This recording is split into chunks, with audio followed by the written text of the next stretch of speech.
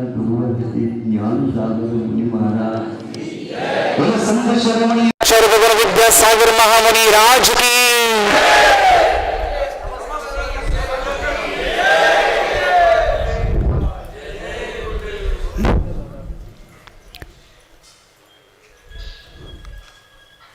आज का यह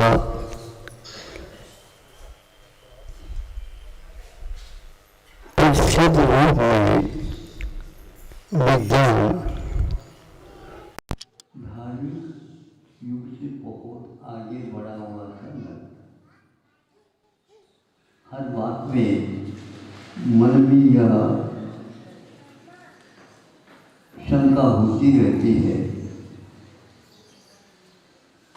कि इस युग में भी इतना विज्ञान आगे कैसे बढ़ गया, जबकि पूर्व काल में मंत्र शक्ति आदि बहुत होते थे और उस समय न बढ़ करके इस समय ऐसा बढ़ा। ये एक आप लोगों की धारणा हो सकती है, अथवा एकांगिन अध्ययन का यह फल भी हो सकता है। जहाँ कहीं भी दो वस्तुओं में तुलना की जाती है तो एक पहलू से दो पहलू से हो सकता है। एकांत रूप से एक ही पहलू देख ले तो आज भी यह वैषम्य देखने को मिल सकता है।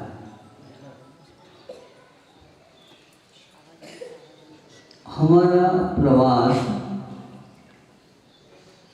आज वह लगभग 40 वर्ष से भी वो पहले की है, किंतु प्रासंगिक वह बहुत अच्छा आपको लगेगा।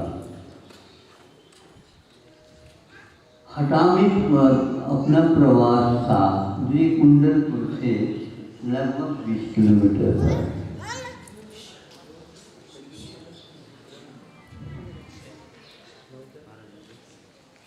और स्वाध्याय चल रहा था हमारा। कुछ लोगों ने आकर के भक्तों ने कहा ऐसी ऐसी घटना घटी है महाराज, कुछ ज्योतिष के माध्यम से भी आप बता सको तो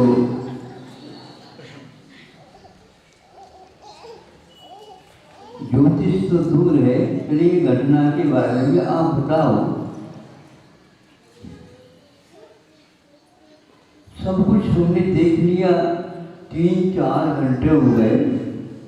एक लड़का गोद का झुकी माँ अपने कार्य में लगे थे और वह बाहर जाने का सोचता था। लड़का खिसकता खिसकता गया।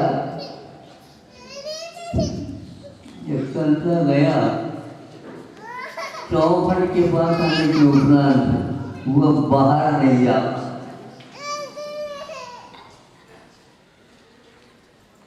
किसी भी प्रकार से कोशिश करके उसने उसको खोला और बाहर निकला।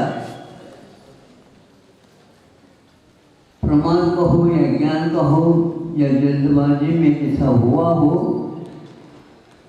आंगन में कुआं था, उस कुएं में वह गिर गया। आवाज तो नहीं आई। एकाग्रता थी माँ में, अपने काम में व्यस्त थे। जो ही इसको याद आया, लड़के को छोड़ा था, इधर उधर देखते ही नहीं मिला। बाहर गया था, बाहर कहीं खिसकता हो गया होगा, देखा नहीं। सबको पूछा, नहीं। 1 घंटा हो गया, 2 घंटे हो गए, 3 घंटे हो गए, 4 घंटे हो गए। तो एक व्यक्ति को पूछा कि क्या हो सकता है, ये कहाँ गया होगा।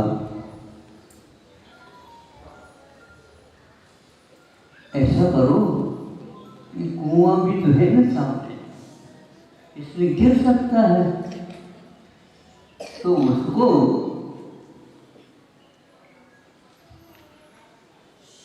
कोई ऐसे जिसको फसाव बोलते हैं, बांध करके छोड़ा, तो उसमें उसका कुछ कपड़े के तरह का लटक गया या फंस गया, तो बाहर निकाला तो वह लड़का उसमें फंसा हुआ निकाला।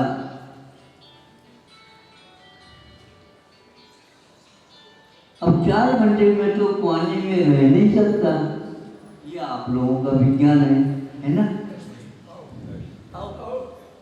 और तो कहो, क्योंकि ना नहीं कह सकते हैं, क्योंकि सामने दिख रहा है। ये बचा कैसे? कुछ पेट वगैरह मरने से कुछ जल होगा, पानी होगा, तो निकल गया। फिर इसके उपरांत उसने एक श्वास लिया, तो माता पिताओं को, गली में रहने वाले सबको, अब इसमें संदेह तो है ही नहीं, लेकिन आश्चर्य में डूब गए सब लोग।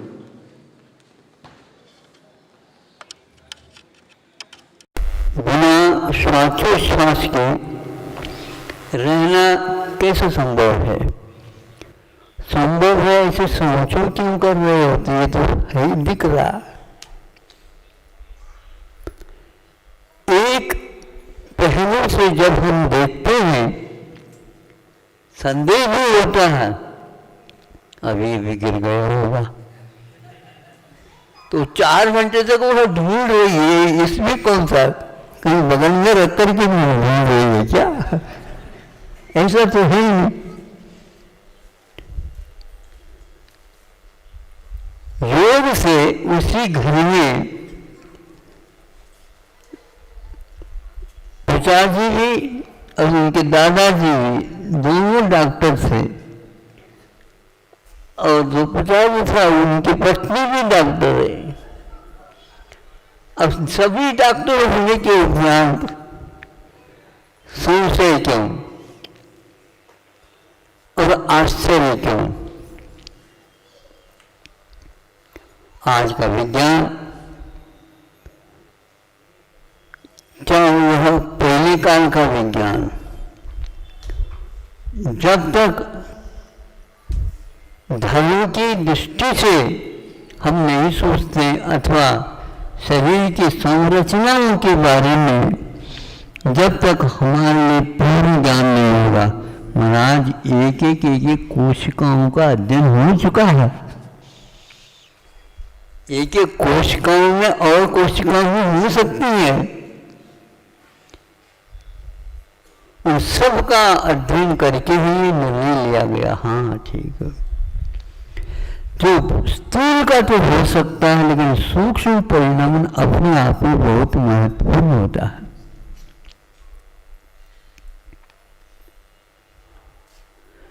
जब ये मकड़ी होती है, मकड़ी तैरती जैसे लगती है, कभी कभी भागती है और कभी कभी लटकती हुई दिखती है, लेकिन हमें नहीं दिख रहा। जब वह अपने ही छोड़े हुए जाल में लटकते हुए जाते हैं और वहाँ पर ऊपर के छेद में से सूर्य प्रकाश दिखता है, तो उस समय वह लटकती हुई दिखती है, तैरती हुई नहीं दिखती।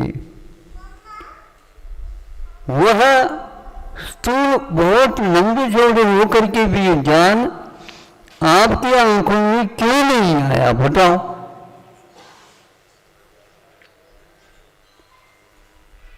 जब प्रकाश के सामने आया हो, है तो वही, का ज्ञान बहुत पतला रहता है, उससे वो लटका हुआ था। उसके ऊपर धूप पड़ गई। धूप पड़ने के उपरांत आपके आंखों का काम उस समय हुआ। उस समय में भी आपको ज्योति थी, किंतु धूप क्या वह देखने को नहीं उपलब्ध थी। और मकड़ी तो दिख रही है, वो जाल नहीं दिख रहा है। इसी का नाम ज्ञान का जंजाल बोलते हैं। हम फंसे हुए विषयों में, कषायों में, अज्ञान के कारण सूक्ष्मत्व और बादरत्व, स्थूलत्व, इन दोनों का विभाजन हमारी आंखों में तब होता है जब हम दूसरे वस्तु उनके आलम्बन ले लेते हैं। डॉक्टरों को भी यही भाव मन में आया कि जो हमने सब पढ़े हैं वो स्थूल है, सूक्ष्म अभी बहुत विद्यमान है। सभी के शारीरिक संरचना एक ही है नहीं है। हमारे यहाँ कर्म सिद्धांत आता है और वो बहुत व्यापक है। वह एक एक प्रकृति के भी असंख्याक लोकमान भेद बताते हैं। तो शरीर की संरचना में जो रूपांग आदि है रचना हुई, वो सभी अपने को देखने को उपलब्ध हो और यंत्रों के माध्यम से भी देखने में आए, ऐसा कोई नियम नहीं है। शोध में, खोज में लगे तो हैं, लेकिन पूर्णता को वह छू जाए ऐसा कोई नियम नहीं।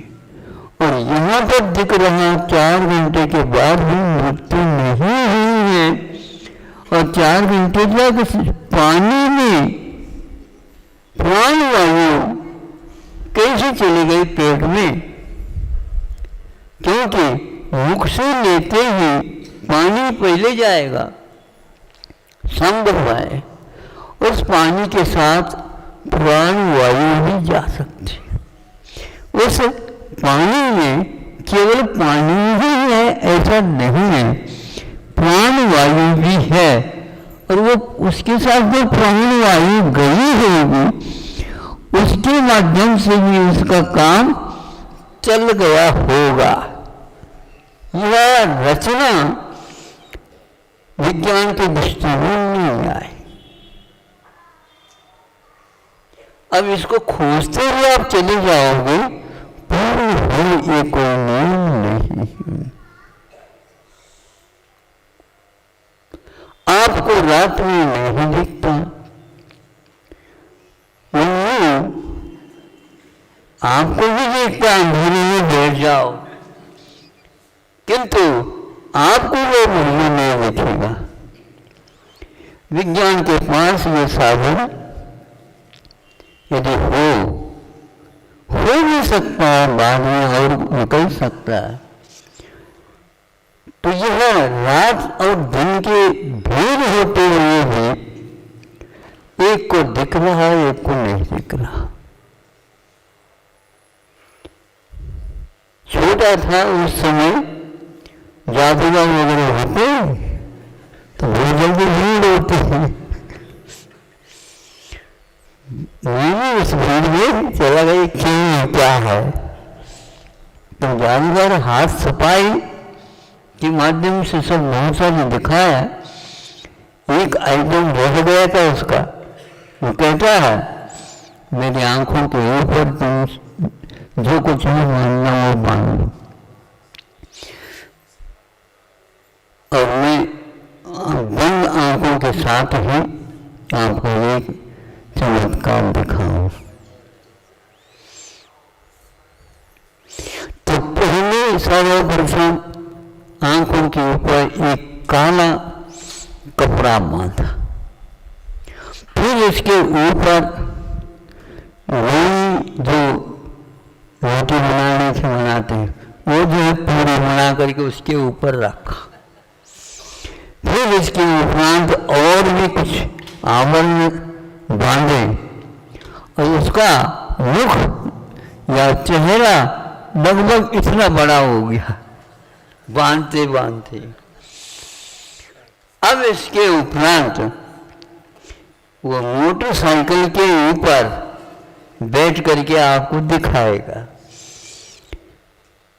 पहले उसको आंखों से एक आधा किलोमीटर तक घूम करके 2-3 कॉर्नर वाली जो रोड है उसमें से लेकर के आए थे। अब उसको वहीं से बांध करके इधर पूर्व स्थान तक आना है और गति जैसे जितनी गति से गया था उतनी ही गति के साथ मोटरसाइकिल से आएगा। चालू हो गया उनका आइटम दिखाना। गति के साथ वह 10 मीटर पहुंचा, रुका और वहाँ इसको हटाओ, किसको हटाओ? ये बहुत बड़ा जो नगर पालिका ठोक रहा है, कुछ हटा दिया। करके देखा कहीं छेद तो नहीं डाला है, बिल्कुल पैक था। आगे बढ़ा, तीव्र गति से बढ़ा, 2-3 ऐसे और कॉर्नर आ गए, घुमा लिया और चला गया और आकर के एक स्थान पर रुक जाता है। बहुत महीन सूक्ष्म काली धागा इस तरह से हाथ इस तरफ से लेकर के बांध दिया गया था। काले धागे धागा हटाओ, वैसे टूट जाएगा, देखो इसको भी हटाया। इस प्रकार वह आंखें बंद होने के उपरांत में पूर्व गति के अनुसार वहां तक कैसा गया, तो जादू आप करके दिखाओ। क्या ऐसे हाथ सफाई है? विज्ञान के पास ये नहीं।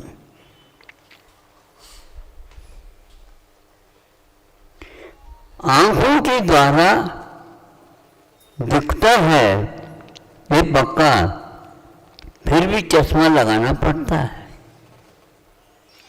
चश्मा लगाने के उपरांत आपके पास शक्ति होती हुई बिना चश्मा के क्यों नहीं देखता, ये बात है। कितने भी ऑपरेशन कर लो, चश्मा के नंबर के अनुसार ही दिखेगा। चश्मा के बिना क्यों नहीं दिखता? उसके पास क्षमता होते हुए भी। तो इससे स्पष्ट होता है कांच के जब नंबर भी बढ़ जाते हैं बदलना पड़ता है। क्या बदला?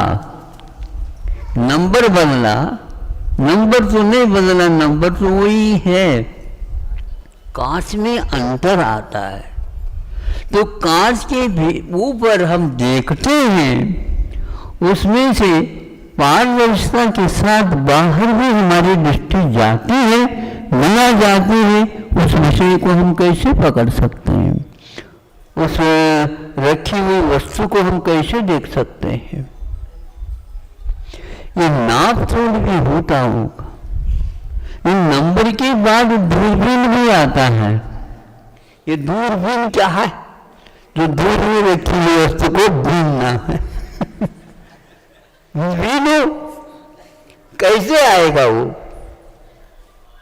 क्षमता बुद्धिमान होते हुए भी, क्षमक्षम होते हुए भी हम उस वस्तु को बिना चश्मा नहीं देख सकते। चश्मा तो लगा दिया लेकिन नंबर बदल गया, तो नंबर बदलने करके और कांच उसमें ग्लास लगाना होगा। फिर इसके उपरांत भी ऐसे जादूगर आ जाए तो उसके चश्मा की कोई आवश्यकता नहीं होगा, आंखों की भी कोई आवश्यकता नहीं। अब यह प्रत्यक्ष प्रमाण है। बहुत कुछ कर्म के क्षेत्र में भेद होते हैं, क्योंकि आज का विज्ञान दरिद्र है कर्म सिद्धांत के जानने में। हम इसके लिए व्यंग्यात्मक शब्द का प्रयोग कर रहे हैं, वो स्वयं अभिमान करता है कि हम देख सकते हैं। ये तो छोड़ दो, अपनी ललाट पर तिलक लगा है, बहुत दूर से दिख रहा है, लेकिन स्वयं को आपको दिख नहीं रहा।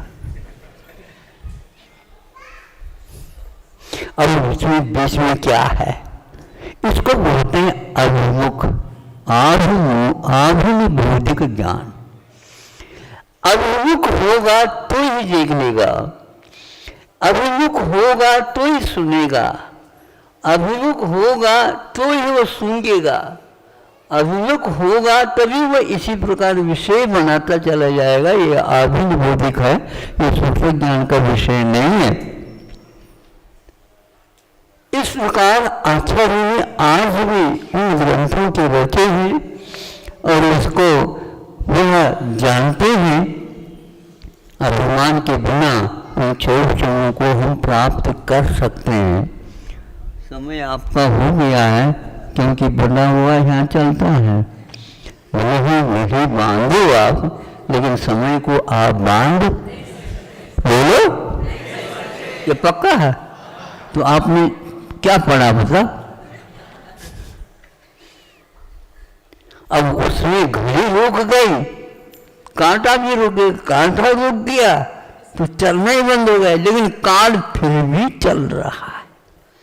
काल कैसे चल रहा है? आपके घड़ी के कारण नहीं चल रहा है। वो कांटा जो कांटा है, उसके निमित्त से घड़ी नहीं चल रही है, किंतु फिर भी उसमें यह सहायक हो जाता समझने के लिए। जब हाथ में घड़ी होने के उपरांत भी आप समय नहीं समझ पाते, क्योंकि घड़ी में मिस्टेक है, न कि काल के चलाने में अथवा चलने में। फिर भी आचार्य कहते हैं आप कम से कम विज्ञान के माध्यम से काल के अस्तित्व को बताओ,